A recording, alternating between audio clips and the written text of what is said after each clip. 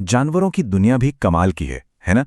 पर क्या कभी किसी ने सोचा है कि उनके कान और उनकी खाल में भी कोई गहरा राज छिपा हो सकता है? आज हम सब मिलकर प्रकृति के एक ऐसे ही छिपे हुए नियम को खोजने वाले हैं। तो चलिए इस रोमांचक सफर पर साथ चलते हैं। तो हमारी ये जो खोज है, ये एक बड़ी अजीब और मजेदार पहेली से शुरू होती है। हुआ यूं कि कलाकार ने जानवरों की तस्वीरें तो बनाई, लेकिन उनसे एक बहुत बड़ी गड़बड़ हो गई। जरा इस तस्वीर पर एक नजर डालिए। क्या ये जानवर थोड़े अजीब नहीं लग रहे हैं? अरे ये क्या, हाथी के सिर पर चूहे के कान लगा दिए, खरगोश को जिराफ के कान मिल गए, और बेचारे हिरण के सिर पर भैंस के कान। भाई ऐसा लग रहा है जैसे किसी ने मजाक में सबके कान एक दूसरे से बदल दिए हों। तो सवाल अब यही है कि मेरे कान किसके पास हैं? पर यह सिर्फ एक मजेदार खेल नहीं है, यह हमारी जासूसी का पहला कदम है। इन बदले हुए कानों में ही एक बहुत बड़ा राज छुपा है जिसे हम सुलझाने वाले हैं। अच्छा, इस पहेली को सुलझाने के लिए हमें बनना होगा प्रकृति का जासूस।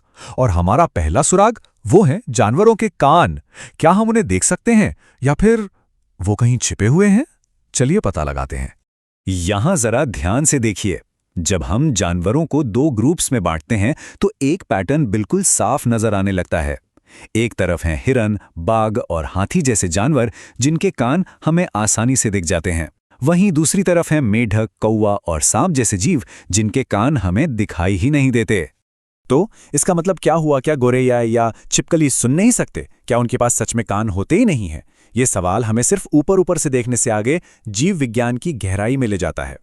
असल में उनके कान होते हैं, बिल्कुल होते हैं, लेकिन वे हमारे या हाथी के कानों जैसे बाहर निकले हुए नहीं होते।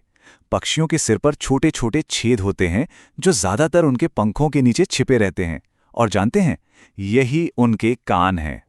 और हां, ये सिर्फ पक्षियों की बात नहीं है। अगर कभी ध्यान से देखें तो छिपकली और यहां तक कि मगरमच्छ के सिर पर भी ऐसे ही छोटे छोटे छेद दिखाई देंगे। ये सभी सुनने के लिए इन्हीं छिपे हुए कानों का इस्तेमाल करते हैं। तो हमारा पहला सुराग पक्का हो गया। कुछ जानवरों के कान बाहर दिखते हैं और कुछ के छेद के रूप में छिपे होते हैं। चलिए अब अपनी जासूसी को एक कदम और आगे बढ़ाते हैं। अब वक्त है दूसरे जरूरी सुराग की ओर बढ़ने का। मतलब किसी जानवर के शरीर पर क्या होता है?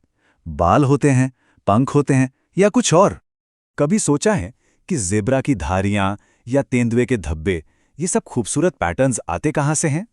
असल में ये रंग त्वचा का नहीं है, बल्कि त्वचा पर जो बाल उगे होते हैं, ये उनका पैटर्न है। यही बाल तो जानवरों को उनकी अलग पहचान देते हैं। ये सच में सोचने वाली बात है। जरा कल्पना कीजिए कि अगर इन जानवरों के शरीर से सारे बाल हटा दिए जाएं, तो उनकी सारी पहचान, सारे पैटर्न ही गायब हो जाएंगे। मतलब त्वचा पर बालों का होना एक बहुत बड़ी निशानी है। लेकिन एक मिनट, क्या हाथी और भैंस के शरीर पर भी बाल होते हैं? दूर से देखने पर तो ऐसा बिल्कुल नहीं लगता, पर अगर कभी पास जाकर देखें तो पता चलेगा कि हाँ, उनकी त्वचा पर भी बाल होते हैं। तो ठीक है, हमारा दूसरा सुराग भी मिल गया। कुछ जानवरों के शरीर पर बाल होते हैं, चाहे वो कम हो या ज्यादा। ठीक है जासूसो, तो अब हमारे पास दो पक्के सुराग हैं। पहला, कानों का दिखना या ना दिखना, और दूसरा, शरीर पर बालों का होना या ना होना। अब समय आ गया है कि इन दोनों सुरागों को एक साथ रखकर जानवरों के साम्राज्य का वो गुप्त कोड सुलझाया जाए। चलिए अब इन दोनों सुरागों को मिलाते हैं। पहला ग्रुप याद है? वो जानवर जिनके कान हम देख सकते हैं और जिनके शरीर पर बाल होते हैं। सोचिए जरा, बाघ, हिरन, हाथी। और इन सभी जानवरों में एक बात बिल्कुल एक जैसी है, ये सभी बच्चों को जन्म देते हैं। मिल गया, यही है हमारे कोड का पहला हिस्सा। दिखने वाले कान और शरीर पर बाल का सीधा मतलब है बच्चों को जन्म देना। अच्छा, अब दूसरे ग्रुप पे आते हैं।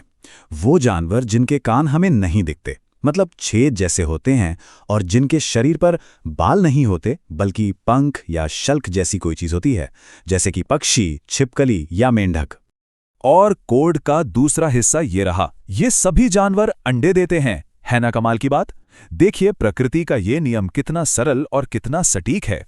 तो ये रहा पूरा रहस्य एक ही जगह पर। जिन जानवरों के कान बाहर की तरफ दिखते हैं और शरीर पर बाल होते हैं, वे बच्चों को जन्म देते हैं। और जिन जानवरों के कान बाहर नहीं दिखते और शरीर पर बाल भी नहीं होते, वे अंडे देते हैं। वाह, ये प्रकृति का एक ऐसा छिपा हुआ कोड है जिसे हमने अभी अभी सुलझा लिया है। हमने एक बहुत ही शानदार नियम तो सीख लिया, पर क्या ये नियम सिर्फ आज के जानवरों पर ही लागू होता है? चलिए इस नए ज्ञान को एक बहुत ही रोमांचक मामले पर आजमा कर देखते हैं। ये एक बहुत बड़ा सवाल है। क्या हम अपने इस आसान से नियम का इस्तेमाल करके उन जानवरों के बारे में भी कुछ जान सकते हैं जो आज इस धरती पर हैं ही नहीं? सोचिए उन जीवों के बारे में जो लाखों साल पहले इस धरती पर घूमते थे, डायनासोर। आज वे नहीं हैं, लेकिन उनकी कहानियां हमें आज भी हैरान कर देती हैं। और अब ये आखिरी सवाल। हमने जो कोड अभी अभी सीखा है, कान और त्वचा वाला, उसे याद कीजिए और अब बताइए उस नियम के हिसाब से डायनासोर क्या करते होंगे? वे बच्चों को जन्म देते थे या फिर अंडे? इसका जवाब अब हम सब खुद ही खोज सकते हैं।